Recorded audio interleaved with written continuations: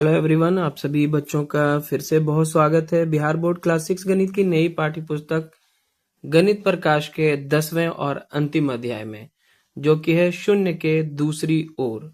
आज के इस सेशन में हम इस अध्याय का 5वां भाग पढ़ेंगे और पेज नंबर 254 तथा 255 में दिए गए सभी तथ्यों को जानेंगे, समझेंगे और दिए गए प्रश्नों को हल करने का प्रयास करेंगे। तो आइए शुरू करते हैं आज का ये सेशन। आज हमारा टॉपिक है जोड़ और घटा के लिए बिना अंकित की गई संख्या रेखा का प्रयोग। ठीक है, यहाँ पे आप देख पा रहे हैं ये जो संख्या रेखा है इसमें कुछ अंकित नहीं है, अभी सिर्फ 0 अंकित किया हुआ है।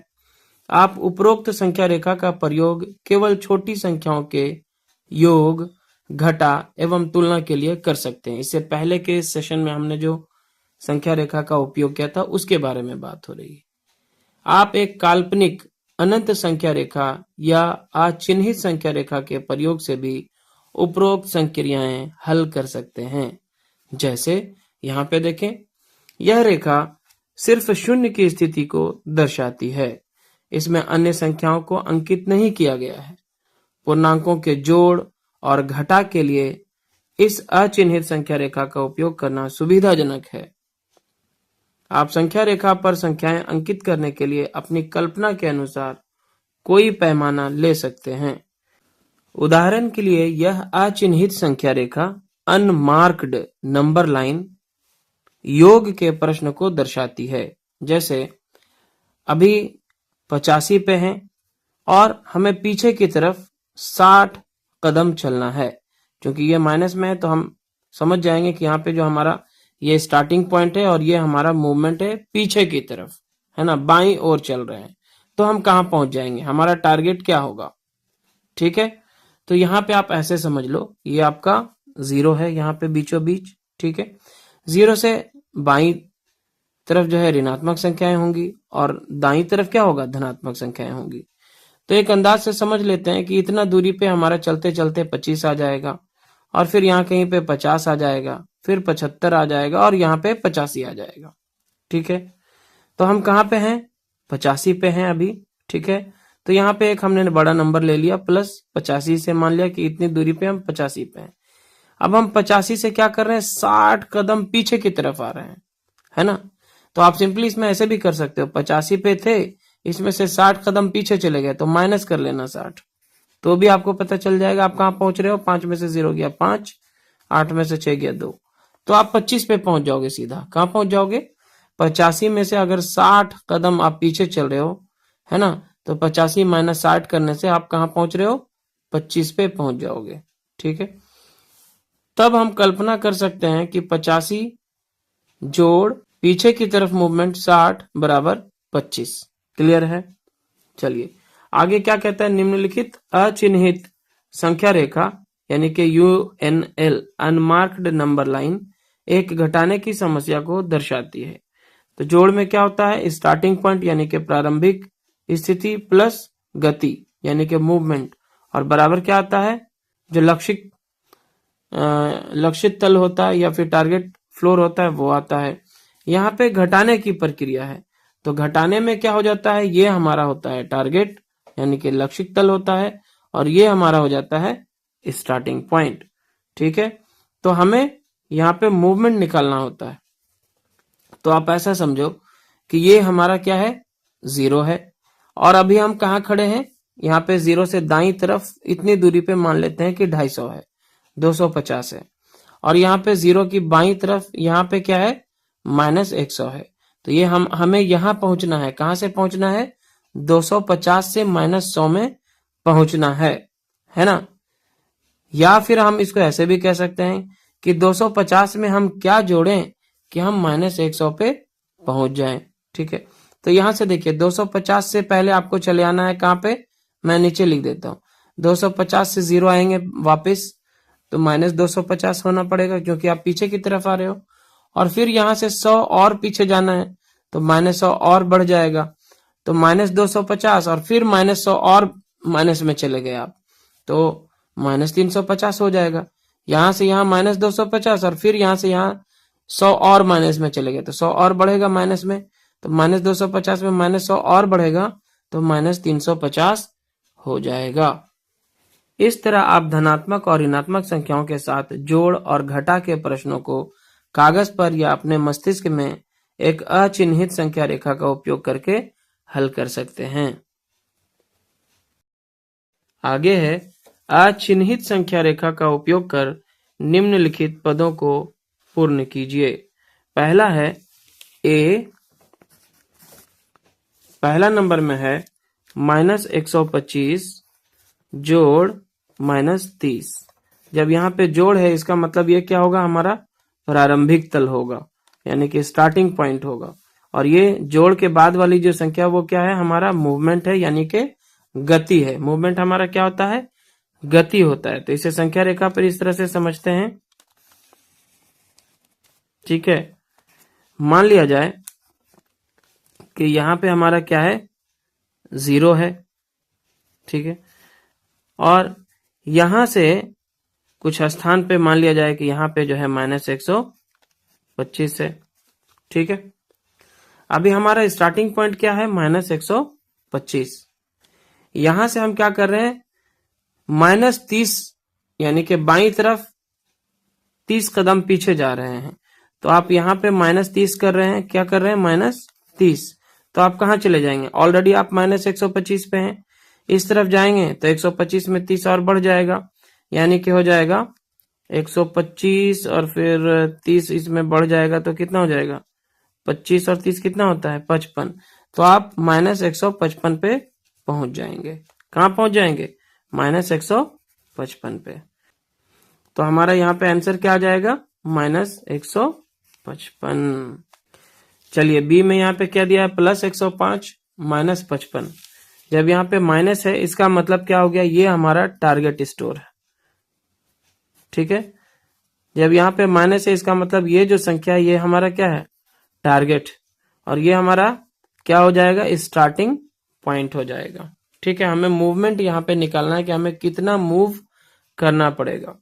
ये हमारा क्या है, लक्षित तल है, और ये हमारा क्या है, प्रारंभिक तल है या प्रारंभिक स्थिति है, और ये लक्षित स्थिति है। तो इस केस में आपको क्या करना पड़ेगा, एक संख्या रेखा इस तरह से, कौन सा संख्या रेखा ये हम बना रहे हैं, अचिन्हित संख्या रेखा है ये। ठीक है ना, इसमें सारी संख्या लिखी नहीं होती है, एक अंदाज से आपको बनाना है। ये मान लिया जाए कि यहाँ पे क्या है, 0 है, और यहाँ पे है हमारा 105। ये हमारा क्या है, 105 जो कि प्लस में है। ठीक है, और यहाँ कहीं पे है -55, यहाँ पे क्या है, -55। अभी हम कहाँ खड़े हैं, -55 पे खड़े हैं, और हमें जाना कहाँ है, 105 पे पहुंचना है, यहाँ पहुंचना है। हमारी गति इस तरफ हो रही है, इस तरह से हम गति कर रहे हैं। ठीक है, सबसे पहले देखिए माइनस से, सबसे पहले हम -55 से 0 जाने के लिए +55 चलना पड़ेगा हमें, जो कि दाईं तरफ भाग रहे हैं, और फिर यहां से हमें 105 और प्लस में चलना पड़ेगा, है ना, यानी कि दोनों जुट करके हो जाएगा प्लस में 160। कितना हो जाएगा, 160। आप -55 में थे, -55 से 0 आने के लिए आपको दाईं तरफ चलना पड़ा तो +55, और 0 से फिर 105 तक जाने के लिए 105 और प्लस करना पड़ेगा, तो +55 + 105 कितना हो जाएगा, +160 हो जाएगा। क्लियर है। चलिए सी नंबर में देखिए क्या है, सी नंबर में है +80 -150, +80 -150। यहाँ पे फिर से यहाँ पे हमारा घटाव का चिन्ह है, यानी कि ये हमारा क्या है, ये हमारा है लक्षित तल, टारगेट फ्लोर, और ये हमारा क्या है, स्टार्टिंग पॉइंट या प्रारंभिक स्थिति। यहाँ पे हमें मूवमेंट निकालना है कि कितना मूवमेंट हमें करना पड़ेगा।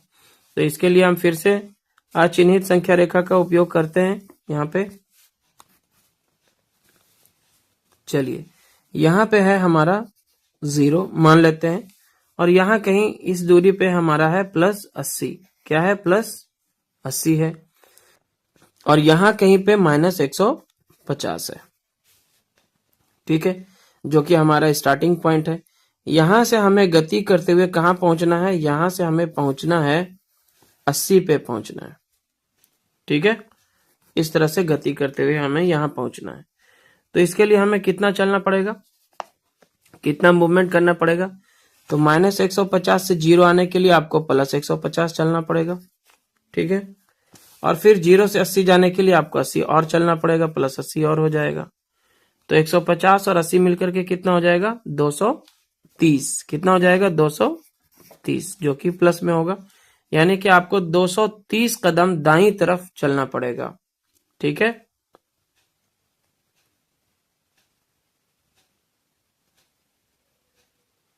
चलिए, तो ये सी भी आपका क्लियर हो गया। यहाँ पे आगे बढ़ते हैं डी में। डी में यहाँ पे दिया गया है -99 माइनस 200। ठीक है, तो यहाँ पे भी देखिए, चूंकि माइनस साइन का यूज हुआ है, तो ये आपका हो जाएगा स्टार्टिंग पॉइंट और ये हो जाएगा आपका टारगेट पॉइंट। ठीक है ना, देखिए आप यहाँ पे समझिए, जब माइनस साइन होता है तो क्या होता है? लक्षित तल पहले होता है और प्रारंभिक तल माइनस के बाद होता है। तो माइनस के बाद वाला क्या है? प्रारंभिक तल है और ये लक्षित तल है। और इसका जो अंतर आएगा और इसे हल करने के बाद जो आएगा वो हमारा क्या होगा? मूवमेंट को दर्शाएगा, यानी कि गति को दर्शाएगा। आइए इसके लिए अचिन्हित वाली संख्या रेखा का प्रयोग करते हैं। हमारी प्रारंभिक स्थिति क्या है? माइनस में 200 पे है और हमें जाना है -99 पे जाना है। ठीक है, तो हम यहाँ पे 0 को ले लेते हैं। ठीक है, यहाँ पे मान लेते हैं कि हमारा -99 है। ठीक है, और यहाँ से और दूरी पे यहाँ पे -200 है, -200 है। ठीक है, हमें यहाँ से कहाँ जाना है? -200 से जाना है -99 पे, इस तरफ हमें गति करना है। ठीक है, तो हम क्या करेंगे? कितना कदम हमें चलना पड़ेगा? तो -200 से -99 आने के लिए आपको प्लस में कितना चलना पड़ेगा? 101 कदम चलना पड़ेगा। कितना? 101। तो यही आपका हो जाएगा आंसर, प्लस में 101। ठीक है, 101 कदम आप दाईं तरफ चलोगे तब जाकर के आप -99 पे पहुंच जाओगे। तो इस तरह से ये हमारा हो जाता है यहाँ पे हल। आगे बढ़ते हैं। आगे है घटा को जोड़ तथा जोड़ को घटा में बदलना। याद कीजिए, लक्षित तल यानी कि टारगेट फ्लोर माइनस प्रारंभिक तल यानी कि स्टार्टिंग फ्लोर बराबर आवश्यक गति यानी कि मूवमेंट। या फिर इसे हम ऐसे भी लिख सकते हैं, लक्षित तल बराबर प्रारंभिक तल को उधर ले जाएंगे तो प्लस में हो जाएगा, प्रारंभिक तल प्लस आवश्यक गति। ठीक है, यदि हम 2 से प्रारंभ करते हैं और -3 पर पहुंचना चाहते हैं तो हमें कितनी गति की आवश्यकता है? ठीक है, आप 2 पे हैं, इस तरह से समझिए, 0 1 2, यहाँ पे है -1 -2 -3। आप कहाँ पे हैं? 2 से प्रारंभ करते हैं और आपको पहुंचना कहाँ है? -3 पर। तो हमें कितनी गति करनी होगी? यहाँ देखिए, 1 2 3 4 5, और चूंकि बाईं तरफ आ रहे हैं तो -5 हमें गति करना होगा। पहला तरीका क्या है इसे हल करने का? संख्या रेखा को देखने पर हमें पता चलता है कि हमें -5 यानी कि पीछे की दिशा में 5 कदम बढ़ना है। इसलिए -3 -2 बराबर क्या होगा? -5। यानी कि अगर हम टारगेट फ्लोर में से प्रारंभिक तल को घटा दें, यानी कि हमें -3 पे पहुंचना था ना, और स्टार्टिंग पॉइंट क्या था हमारा? 2 था। तो हम क्या कर रहे हैं? टारगेट में से स्टार्टिंग फ्लोर को घटा दे रहे हैं, तो हमें आवश्यक गति जो है पता चल जा रही है। तो -3 में से -2 कर दिए तो -5 पे पहुंच गए। अतः आवश्यक गति क्या है यहाँ पे? -5, यानी पीछे की तरफ गति कर रहे हैं। दूसरा तरीका इसे और कैसे हल कर सकते थे? 2 से -3 की यात्रा को 2 भागों में बांटते हैं। पहले हम क्या करते हैं? 2 से 0 तक के पास आते हैं, यानी 2 कदम पीछे, और फिर 0 से -3 आते हैं, यानी कि 3 कदम और पीछे, है ना। 2 से 0 गति क्या है? 0 - 2 यानी कि 2 कदम पीछे, और फिर 0 से -3 गति कितना होगा? 0 से -3 यानी कि 3 कदम पीछे, और कुल गति दोनों गतियों का योग कितना हो जाएगा? -2 और -3 को जोड़ लेंगे तो हो जाएगा -5। क्लियर है? उपर्युक्त रंगीन पदों को देखिए, दूसरे पद में कोई घटा नहीं है। यहाँ पे देखिए, पहले तो हमने क्या किया था, -3 -2 बराबर -5 किया था।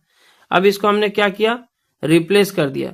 ये माइनस साइन को हमने किससे रिप्लेस कर दिया, प्लस से, ठीक है। और +2 को क्या किया हमने, -2 कर दिया।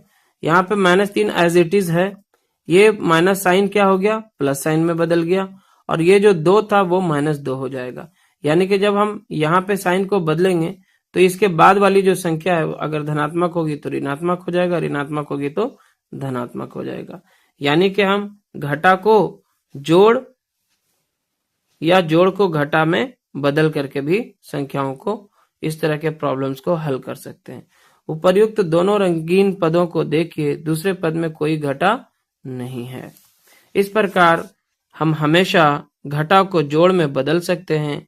वह संख्या जो कि घटाई जा रही है उसे उसके योज्य प्रतिलोम से बदला जा सकता है। योज्य प्रतिलोम हमने पढ़ा भी था कि किसी भी संख्या का योज्य प्रतिलोम जो है अगर धनात्मक है तो ऋणात्मक होता है, ऋणात्मक है तो धनात्मक होता है। यानी -2 का योज्य प्रतिलोम 2 होगा और 2 का योज्य प्रतिलोम -2 होगा और फिर उसे जोड़ा जाता है। इसी तरह किसी संख्या को जोड़ा जा रहा है तो उसके योज्य प्रतिलोम से बदला जा सकता है और फिर घटाया जा सकता है। इस प्रकार हम हमेशा जोड़ को घटाओं में भी बदल सकते हैं। जैसे उदाहरण के लिए यहाँ पे देखिए दिया गया है, ए नंबर में है +7 -+5। इस स्थिति में हम देख पा रहे हैं कि यहाँ पे चूंकि माइनस साइन है तो ये हमारा क्या हो जाएगा, लक्षिक तल हो जाएगा, और ये हमारा क्या हो जाएगा, प्रारंभिक तल हो जाएगा। यहाँ पे हमें मूवमेंट निकालना होगा। तो देखिए मूवमेंट कितना होगा, ऐसे समझते हैं। पहली स्थिति में क्या है, स्टार्टिंग पॉइंट हमारा है 5, ठीक है ना, ये हमारा 0 है मान लेते हैं। यहाँ पे 1, यहाँ 2, यहाँ 3, यहाँ 4, यहाँ 5, यहाँ 6, यहाँ 7, ठीक है। हम कहाँ पे हैं, 5 पे हैं, और 5 से हम क्या कर रहे हैं, 7 पे पहुंचना चाहते हैं। तो 5 से 7 पे पहुंचने के लिए हम क्या, कितना चलना पड़ेगा हमें, 2 कदम दाईं तरफ। तो यहाँ पे हमारा आंसर क्या आएगा, +2 आएगा। इन दोनों का आंसर क्या आएगा, +2। इसे हम चाहें तो ऐसे उल्टा करके भी लिख सकते हैं। जैसे ये माइनस वाले साइन को क्या कर लेना है, प्लस साइन कर लेना है, और इसके बाद वाली जो संख्या उसका योज्य प्रतिलोम यानी +5 का योज्य प्रतिलोम क्या हो जाएगा, -5। अब इस स्थिति में यहाँ पे ये क्या हो जाएगा, देखिए जब यहाँ प्लस साइन आ गया तो ये आपका स्टार्टिंग पॉइंट बन गया, और ये आपका क्या बन गया, ये आपका बन जाएगा मूवमेंट। तो इस स्थिति में आपका स्टार्टिंग पॉइंट क्या है, 7 है, और आपको गति करना है 5 घर पीछे की तरफ। तो आप कितना पे पहुंच जाएंगे, 1 2 3 4 5, 2 पे पहुंच जाएंगे। तो इस तरह से यहाँ पे भी मान 2 आ रहा है और यहाँ पे भी मान 2 ही आ रहा है, ठीक है। तो इस तरह से भी आप सारे प्रश्नों को हल कर सकते हैं। जैसे ये -3 -+8 है, तो इसी को हम ऐसे भी लिख सकते हैं, -3, ये माइनस को क्या लिख देंगे, प्लस, और ये प्लस वाले को क्या लिख देंगे, माइनस। दोनों का आप हल करेंगे मान बराबर ही आएगा। यहाँ पे देखिए +8 -2 है। इसे अगर हम घटाओ को जोड़ में बदल देते हैं तो पहली स्थिति में +8 अपने जगह पे रहेगा, ये माइनस को क्या कर देना है, प्लस, ये माइनस भी क्या होगा, प्लस, ठीक है। जब ये वाला साइन आप बदलेंगे तो इसका योज्य प्रतिलोम यहाँ पे आपको लिख देना है। इसी तरह से देखिए ये +6 -9 था, अब यहाँ पे +6 रहेगा, ये माइनस साइन को हमने प्लस से बदल दिया, तो इसके बाद वाली संख्या जो है -9, उसका भी योज्य प्रतिलोम यहाँ पे आपको लिखना पड़ेगा। और दोनों का जब आप मान निकालेंगे तो दोनों का मान क्या निकल के आएगा, सेम टू सेम निकल के आएगा। चलिए इसे दूसरी तरह से मैं आपको हल करके भी दिखाता हूँ। जैसे ये डी नंबर वाले को हल करते हैं, ये +6 है, बाहर निकल के 6 होगा, ये माइनस माइनस क्या हो जाएगा, +9, इसका मान क्या आ जाएगा, 9 6 15। चलिए इधर आते हैं, ये +6 है, बाहर निकल के 6 ही रहेगा, और ये प्लस प्लस प्लस ही होता है, ठीक है। दोनों को जोड़ दीजिए, 9 6 कितना होता है, 15। तो इस तरह से दोनों का मान क्या होता है, बराबर होता है। तो हम दोनों तरह से निकाल सकते हैं। यहाँ पे भी अगर मैं सी नंबर आपको हल करके दिखाऊं तो ये देखिए क्या है, +8, बाहर निकल के 8 होगा, यहाँ माइनस माइनस क्या हो जाएगा, +2, यानी मान कितना आएगा, 10। दूसरी तरफ देखिए क्या है, 8 और प्लस प्लस प्लस क्या है, 2। ठीक है, तो 8 2 कितना होता है, 10। और इसी के साथ हमारा ये सेशन यहाँ पे हो जाता है कंप्लीट। वीडियो लेसन अगर आपको पसंद आए तो ज़रूर से इसे लाइक करें, शेयर करें अपने सभी दोस्तों के साथ। चैनल पे नए हैं या अपने चैनल को अभी तक सब्सक्राइब नहीं किया है तो सब्सक्राइब ज़रूर करें। धन्यवाद।